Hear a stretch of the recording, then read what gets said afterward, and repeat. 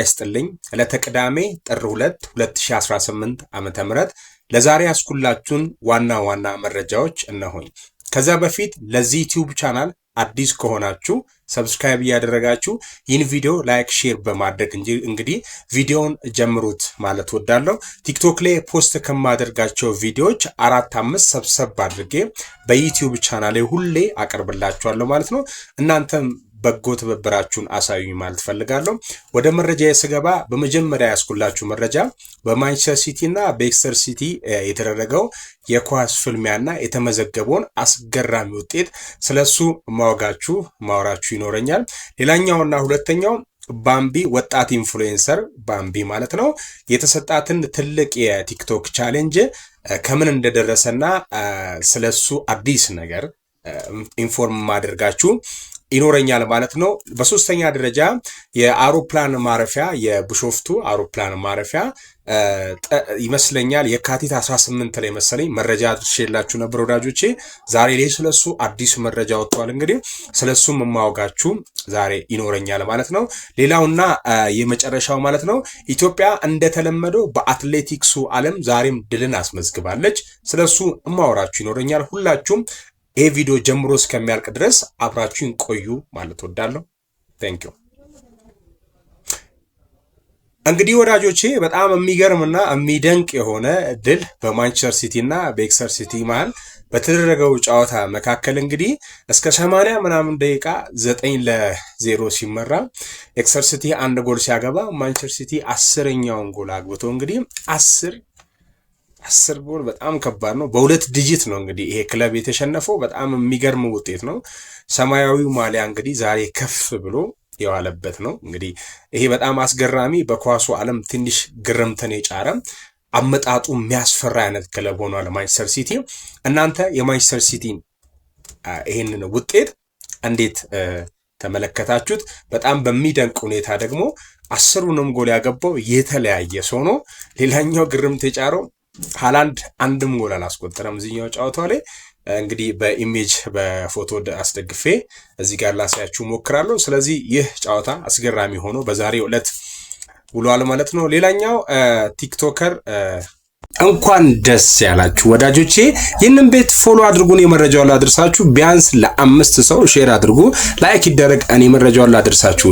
በኢትዮጵያ ዛሬ እንግዲህ በዛሬው ዕለት በ46ኛው የዓለም ሀገር አቋራጭ ሻምፒዮን ከ20 ዓመት በታች የሴቶች ውድድር ኢትዮጵያ የመጀመሪያውን የወርቅ ሜዳሊያ አግኝታለች። አዲስ አበባ ጥር 2 2018 ዓ.ም በ46ኛው የዓለም ሀገር አቋራጭ ሻምፒዮና ከ20 ዓመት በታች ሴቶች ውድድር ኢትዮጵያ የመጀመሪያውን የወርቅ ሜዳሊያ አስመዘገበች። አትሌት ማርታ አለማየሁ በ18 ደቂቃ ከ52 ሰከንድ በመግባት የመጀመሪያውን የወርቅ ሜዳሊያ ለኢትዮጵያ አስገኝታለች። ሌላኛው በውድድሩ የተሳተፈችው ኢትዮጵያዊት አትሌት ወሰን አሰፋ ሁለተኛ በመውጣት የብር ሜዳሊያ አስገኝታለች። በውድድሩ የተሳተፈችው ሌላኛው አትሌት የኔነሽ ሽመክት 5ኛ በመውጣት ውድድሩን አጠናቃለች። እንኳን ደስ ያላችሁ። መረጃው ሼር ለብሶ ይዳረስ ማለት ነው። ሰበር መረጃን እነሆኝ። እንኳን ደስ ያላችሁ ወዳጆቼ። ይህንን ቤት ፎሎ አድርጉን፣ የመረጃውን ላድርሳችሁ። ቢያንስ ለ5 ሰው ሼር አድርጉ፣ ላይክ ይደረግ፣ እኔ መረጃውን ላድርሳችሁ።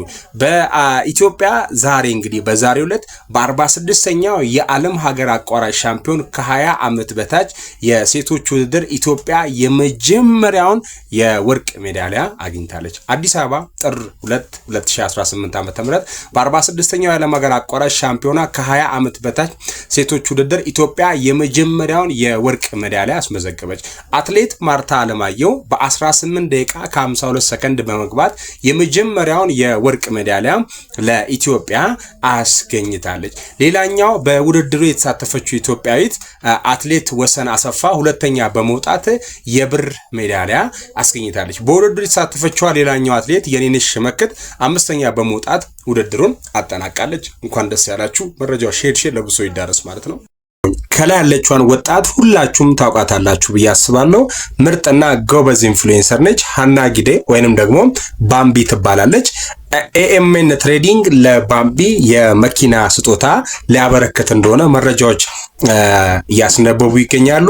ምክንያት ብትሉኝ ወዳጆቼ በሶሻል ሚዲያ ላይ ትልቅ ተጽዕኖ በመፍጠርና በማስተዋወቅ ረገድ ትልቁን ሚና እየተጫወተች ስለሆነ 500,000 የማድረሱን ኃላፊነት በተለይ በደንብ እየተወጣች ስለሆነ ለዚህ ምክንያት ሲል እንግዲህ ኤኤምኤን ትሬዲንግ የመኪና ስጦታ ሊያበረክትላት ይገኛል እና የቢሾፍቱ አውሮፕላን ማረፊያ ድርጅት ግዙፍና ትልቅ ፕሮጀክት ነው ብዬ በባለፈው ታህሳስ 18 ይህን መረጃ አድርሻችሁ ነበር። ዛሬ ስለሱ የተሰማውን አዲስ ነገር ልንገራችሁ። በዛሬው ዕለት ስራ ለማስጀመር በጠቅላይ ሚኒስትር ዶክተር አብይ አማካኝነት ወደ ስራ ስለመግባቱ መረጃዎች እየወጡ ይገኛሉ። ክቡራን አድማጮቼ ይህ ትልቅ የቢሾፍቱ አውሮፕላን ማረፊያ ግዙፍ የሆነባቸውን ምክንያቶች አንድ ሁለት ልንገራችሁ። የመጀመሪያው የተርሚናል ቁጥር ነው። ሌላኛው የሚይዛው የሰው መጠን ብዛት ነው። ሌላኛው የሚጠቀማቸው ኢንጌጅድ ኢን የሆኑ ቴክኖሎጂዎች ነው፣ መረጃዎች እንደሚያሳዩት ማለት ነው። የብሪፍ ኮንስትራክሽን ነው። ይህንን እንግዲህ ግዙፍ ነው ብሎ ዓለማችን ላይ ያሉትን የአውሮፕላን ማረፊያዎችን ቼክ ሲያደርግ ይህንን የቢሾፍቱ አውሮፕላን ማረፊያ ድርጅት ከአውስትራሊያ አውሮፕላን ማረፊያ፣ ከህንድ ከሳን ዲያጎና ከሳን ፍራንሲስኮ ጋር አንድ ላይ እንግዲህ ምድባቸው ይህ የቢሾፍቱ አውሮፕላን የተመደበው ማለት ነው። ይህን መረጃ ሼር እያደረጋችሁ አዲስ ከሆናችሁ ለቤቱ ፎሎ አድርጉ። መረጃ ሁሌ እንደርሳችሁ እንግዲህ ቤቱን ፎሎ ማድረግ አለባችሁ ማለት ነው። አሁን እዚህ ጋር ያለው አርቲስት ማን ነው? ስለሱስ ምንድነው እየተወራ ያለው ነገር? ኦኬ በመጀመሪያ ትኩስና ሁልጊዜም አዳዲስ መረጃ እንደርሳችሁ ቤቱን ፎሎ አድርጉ። ይህን ቪዲዮ ላይክ እና ሼር በማድረግ ጀምሩት። ይህንን ሰው እኔ በጥቂቱ በ30 ሰከንድ ቪዲዮ ላስታውሳችሁ፣ ረዘም ስለሚል ወዳጆች እንዳትደክሙብኝ እስከ መጨረሻ ያዩት። እሺ ኦኬ እስኪ ነው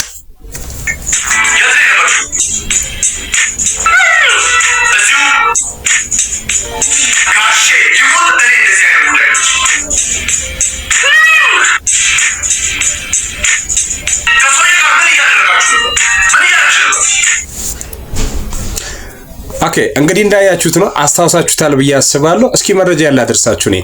አርቲስት ደሳለኝ ኃይሉ ይባላል። አርቲስት ደሳለኝ ኃይሉ ግሎሪ የተቀናጀ ልማት ፋውንዴሽን አምባሳደር ሆኖ ተመረጠ።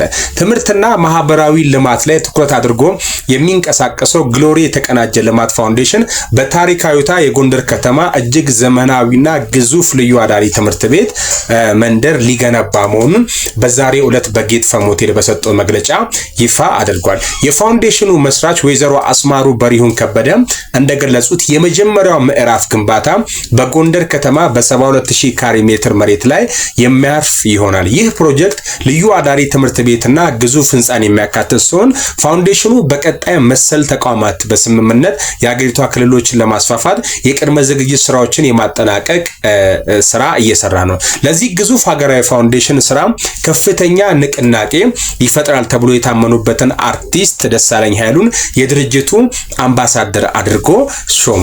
የጎንደር ልዩ አዳሪ ኢንስቲትዩት ሲጠናቀቅ የሚከተሉትን አገልግሎቶች ይሰጣል ተብሎ ይጠበቃል። ከ9ኛ ክፍል እስከ 12ኛ ክፍል ልዩ ውጤታማ ተማሪዎችን በመቀበል ሙሉ የመኝታና የምግብ አገልግሎት በነፃ በማቅረብ ለዩኒቨርሲቲ ብቁ ማድረግ፣ የሙያ ስልጠና ለወጣቶች ተግባር ተኮር የሆኑ ትምህርቶችን መስጠት፣ ስልጠናዎችን ማዘጋጀት፣ የሴቶች ድጋፍ ለሴቶች ልጃገረዶች በሁሉም ዘርፍ ልዩ ትኩረት መስጠት፣ ልማት ለአካባቢው ማህበረሰብ የአቅም ማጎልበቻና ሌሎች ስልጠናዎችን መስጠት። ግሎሪ የተቀናጀ ልማት ፋውንዴሽን በኢፌድሪ ሲቪል ማህበረሰብ ድርጅቶች ባለስልጣን በመዝገብ ቁጥር 7356 ተመዝግቦ በህጋዊ መንገድ እየተንቀሳቀሰ የሚገኝ የዘለቄታ የበጎ አድራጎት ድርጅት ነው። ድጋፍ ለማድረግ ለምትፈልጉ የባንክ አካውንታችን ለዚህ በጎ ዓላማ አስተዋጽኦ ለማድረግ የሚከተሉትን የባንክ ሂሳቦች በመጠቀም ገቢ ማድረግ ይችላሉ። የኢትዮጵያ ንግድ ባንክ 1065 64 05 32 አባይ ባንክ 92 81 81 19 42 38 50 26 ማለት ነው። እነዚህን በመጠቀም እንግዲህ ያቅማችሁ